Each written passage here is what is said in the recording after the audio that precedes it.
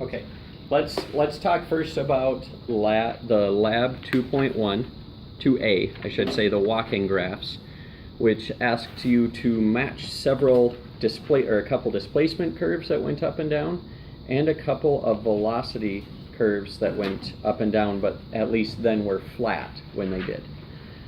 So first question here is, describe your motion while the target line is flat during the displacement versus time graph. I'm going to sketch one of those up here. We had displacement, which the computer or LabQuest calls position and time. If you have a part of this that's flat, how would you move in order to match it? You wouldn't. You're maintaining whatever this measurement is, you're maintaining that distance from the wall. How about if the slope is upwards? Walk away, your distance is getting greater. How about if the slope is downwards? Closer to the wall. Which part is fastest on this? And how do you know?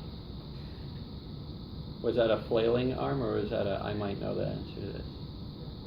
No. Flail. Which of these three segments represents the fastest motion?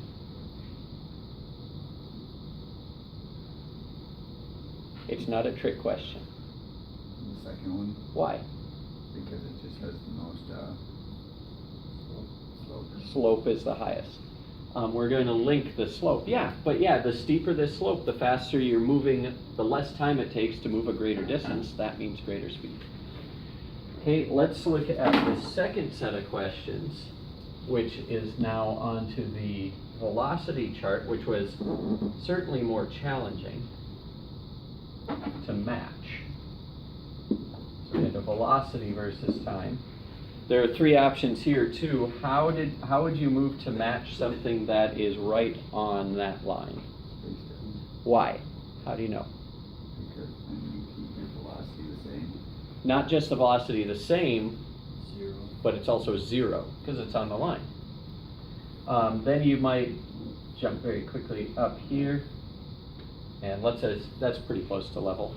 So a level line above the so in the positive direction. Which direction was that for us near the wall? Was it going towards the wall or away? Just Away. Away.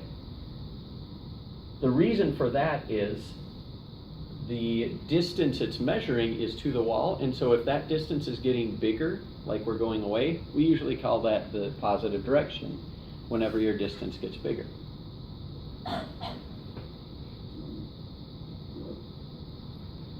What about if it's below the zero line? What direction was that?